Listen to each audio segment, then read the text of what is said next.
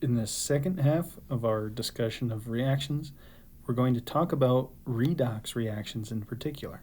A redox reaction is a short for oxidation reduction reactions, and rather than the interconversion or interchange of ions, involve the net transfer of electrons.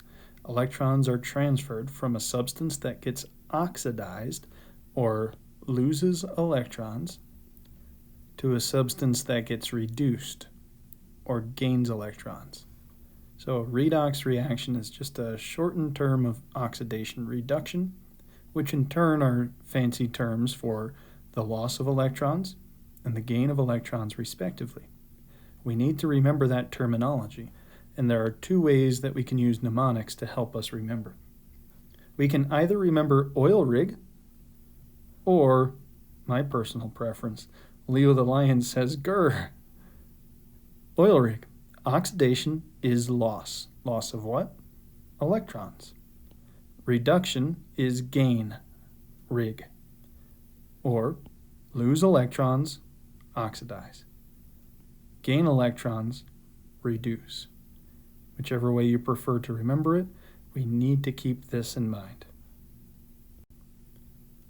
In order to keep track of which substances are oxidized, lose electrons, and which substances are reduced, gain electrons, in a chemical reaction, we need to be able to assign oxidation numbers to everything that's involved in a chemical reaction. All of the elements in a chemical reaction can receive an oxidation number. For ionic compounds, the oxidation number is the same as the charge of an ion.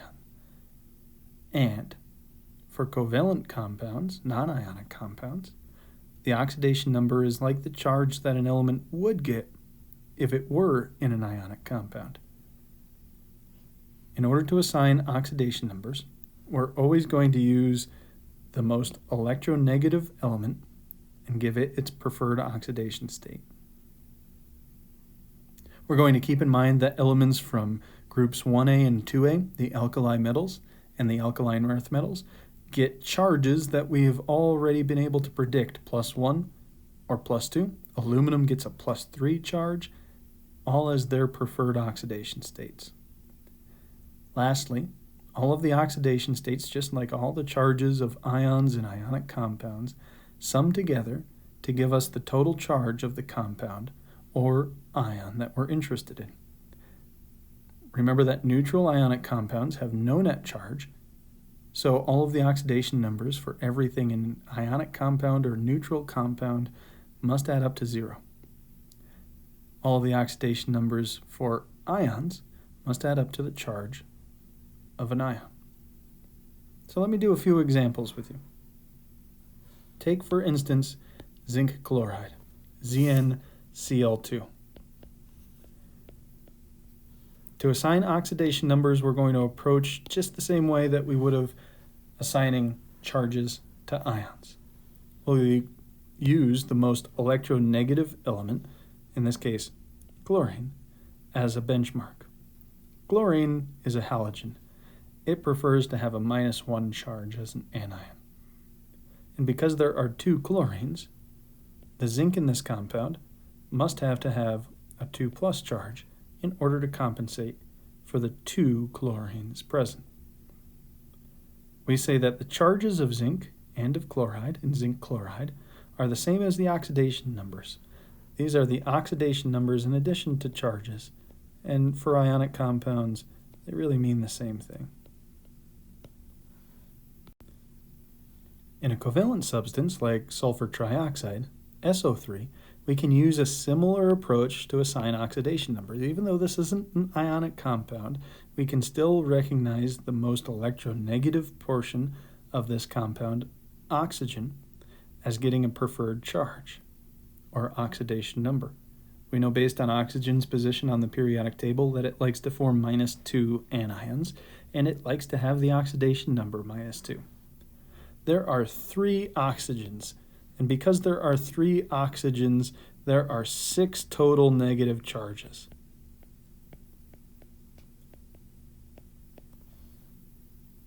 our single sulfur has to be able to compensate for all 6 total negative charges. So it itself has to have a 6 plus oxidation number.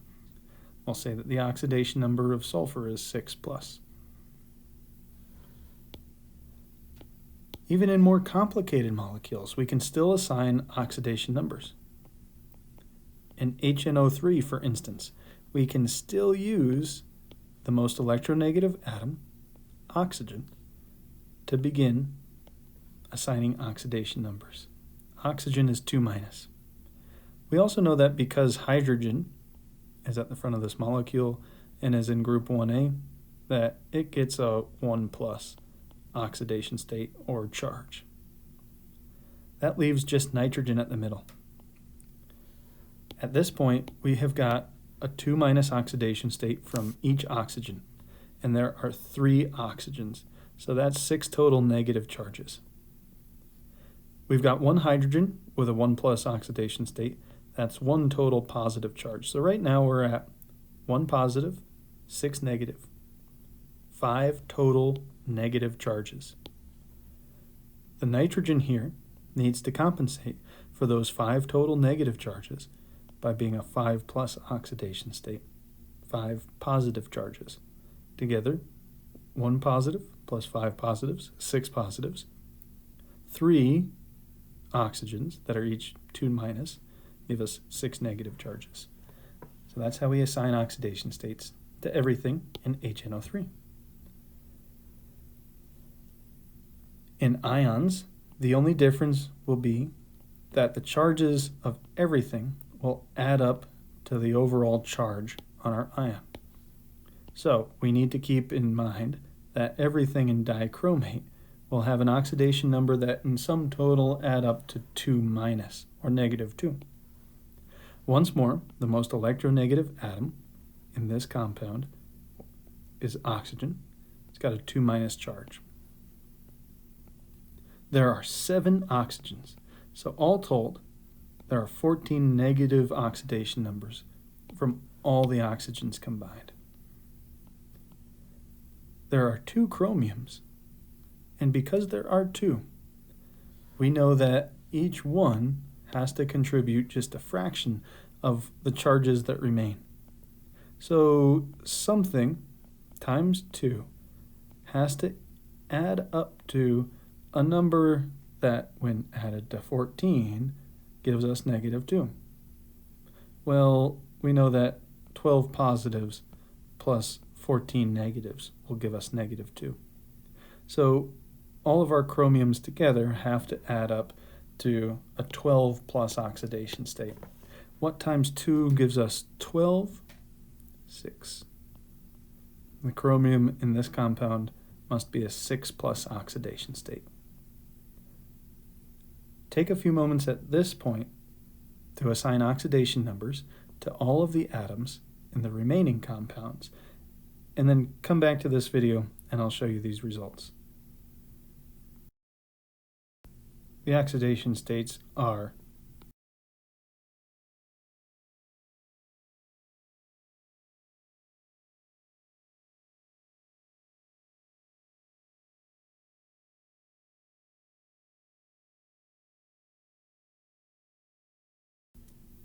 Notice that we almost always exclusively write our most electronegative atom last or rightmost in a chemical formula.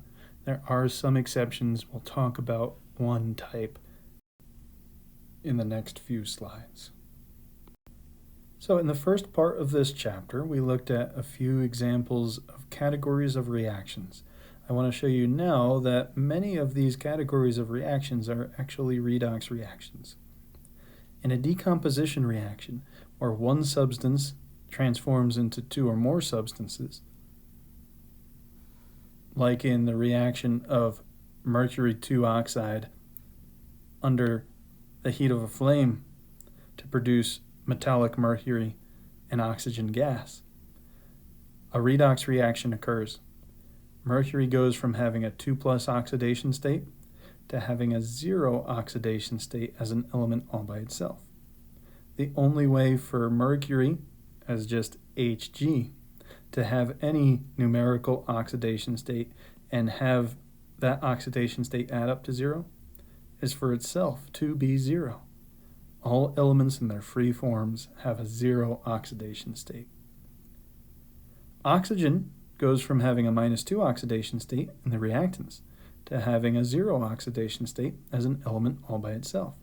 Even though it's a diatomic molecule, oxygen is still in its elemental form all by itself and has a 0 oxidation state. The only way for two oxygens' oxidation states to add up to 0 is for them to both be 0. We say that mercury must have gained some electrons, whereas oxygen must have lost some electrons. We'll talk a little bit more about this as we move on. In a combination reaction, two or more substances combine to make a single product. Potassium, as a free element all by itself, has a 0 oxidation state. Chlorine, as a diatomic molecular gas, also has a 0 oxidation state because, again, it's in its molecular elemental form. Potassium chloride, on the other hand, has a chlorine with a -1 oxidation state and a potassium with a +1 oxidation state. Potassium has gone up in oxidation number. Chlorine has gone down in oxidation number. Potassium has gotten more positive. Chlorine has gotten more negative. Keep that in mind as we move forward.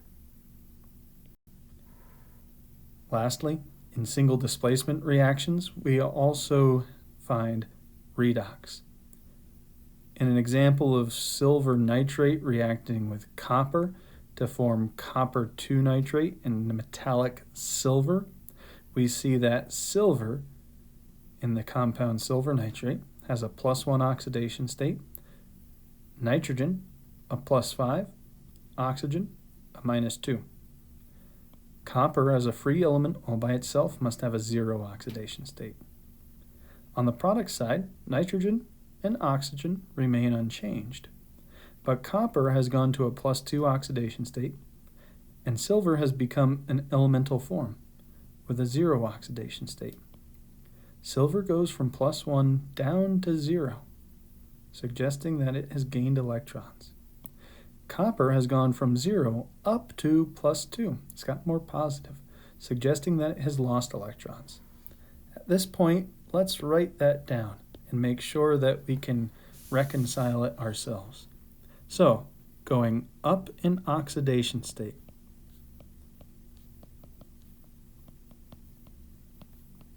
becoming more positive.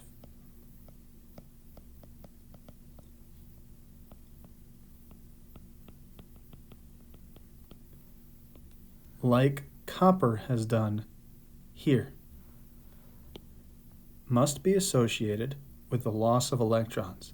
Electrons are negatively charged, so if we lose electrons, we must render a substance more positive. And conversely, going down in oxidation state, getting more negative,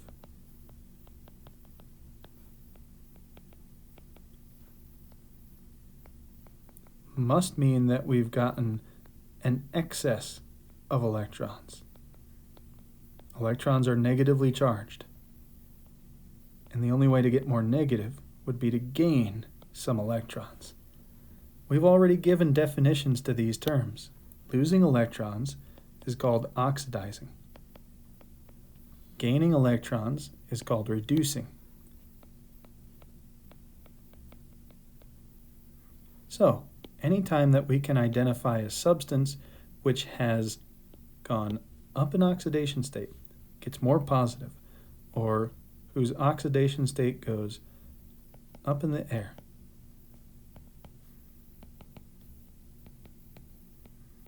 and up in the air is oxygen because it's gaseous. Up in the air going up in oxidation state means that a substance is undergoing oxidation. In this reaction, copper is undergoing oxidation. And conversely, going down in oxidation state, down to the ground.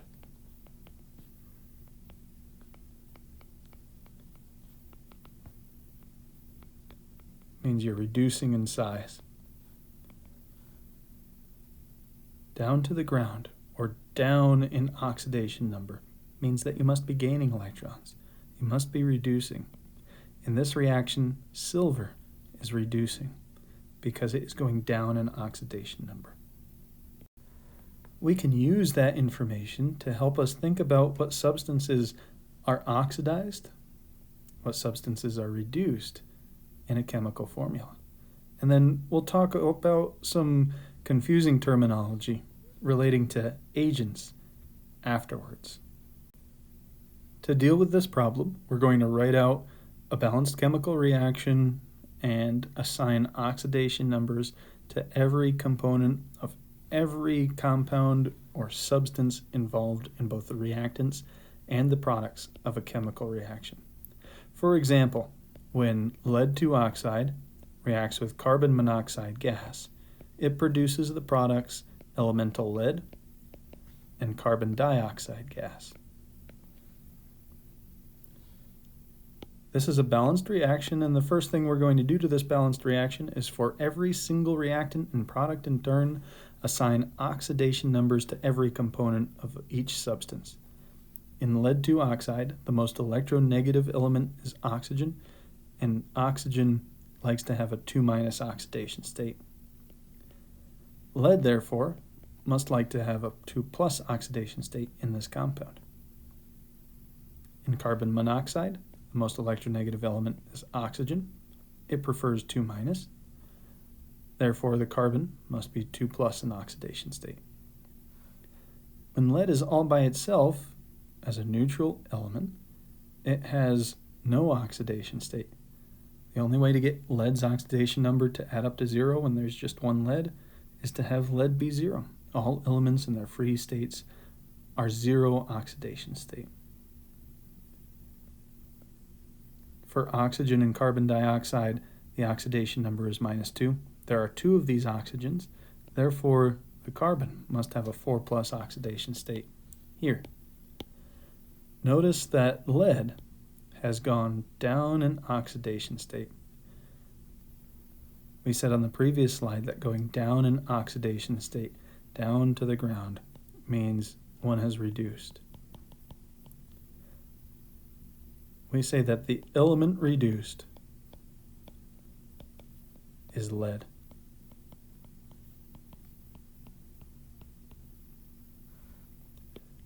Meanwhile, carbon has gone up in oxidation state. It's gotten more positive, meaning that it must have lost electrons. And we'll say that the element carbon has been oxidized. It's undergone oxidation.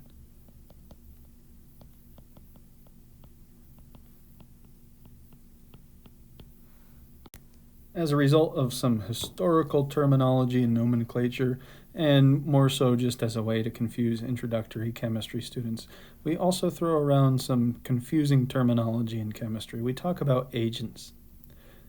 And just like an athlete's agent doesn't play the sport but arranges for that athlete whom he or she represents to play the sport, a reducing agent doesn't actually get reduced. It just facilitates somebody else getting reduced. An oxidizing agent doesn't itself get oxidized. It just facilitates somebody else being oxidized.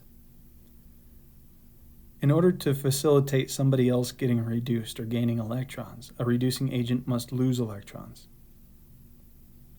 In order to facilitate somebody else losing electrons or becoming oxidized, an oxidizing agent must itself gain electrons. The compound, molecule, or substance in which we find the element oxidized is referred to as a reducing agent. And the molecule, compound, or element in which we find the substance reduced is referred to as an oxidizing agent. What we'll say for this reaction is that because the substance PbO as our reactant contains the element reduced, that PbO acts as our oxidizing agent.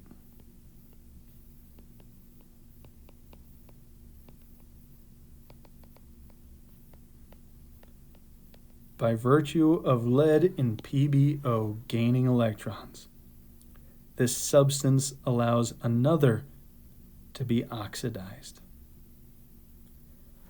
And by a similar vein, the substance that contains the element being oxidized we'll call our reducing agent.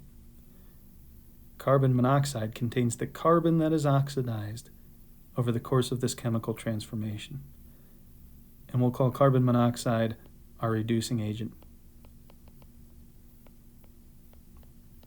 The carbon in carbon monoxide loses the electrons that the lead in lead oxide gains. By losing electrons, this carbon facilitates somebody else being reduced. By gaining electrons, the lead here facilitated carbon and carbon monoxide losing electrons in the first place.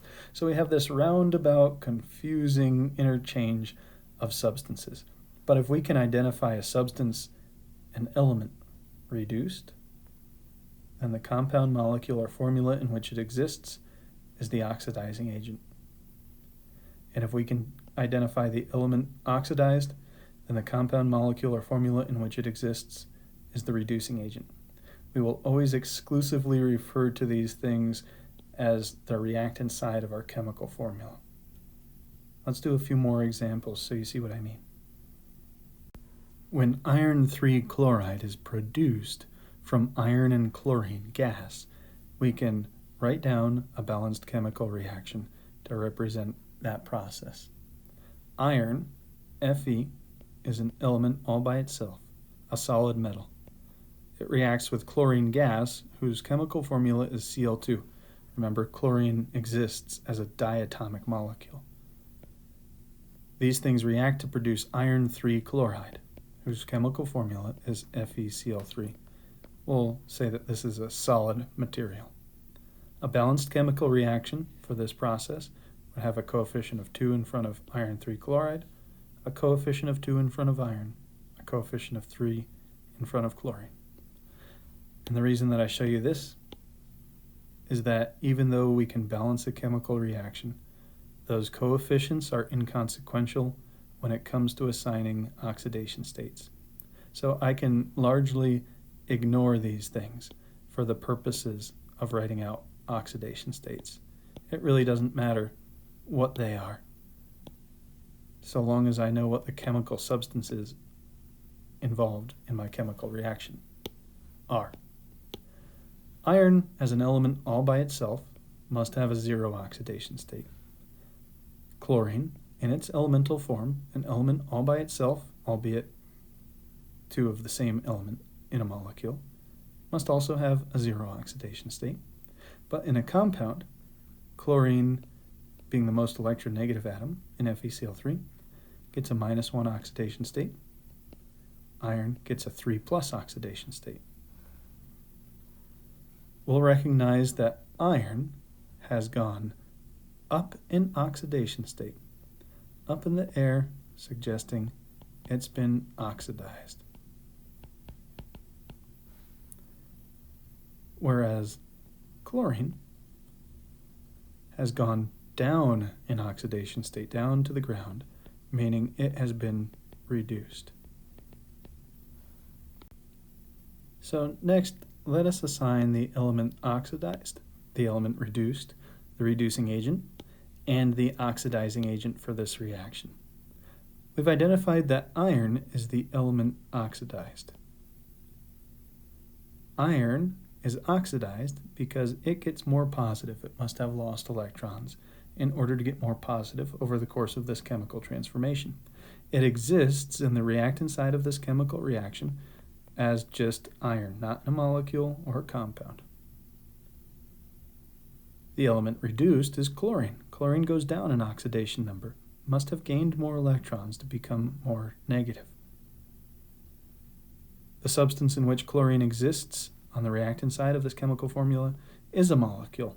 It's just the diatomic molecule chlorine, Cl2.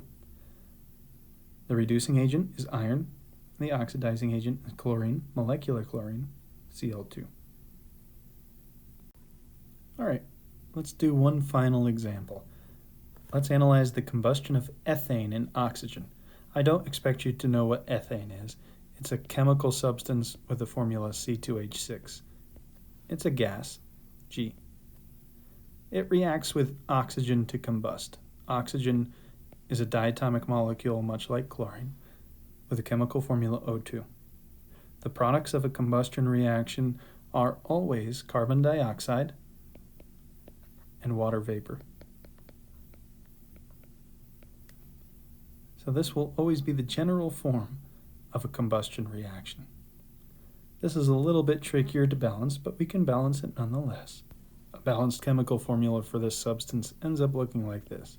Coefficient of 2, 7, 4, and 6 balance the reaction overall. But it's not imperative that we have a balanced reaction for the purposes of assigning oxidation numbers.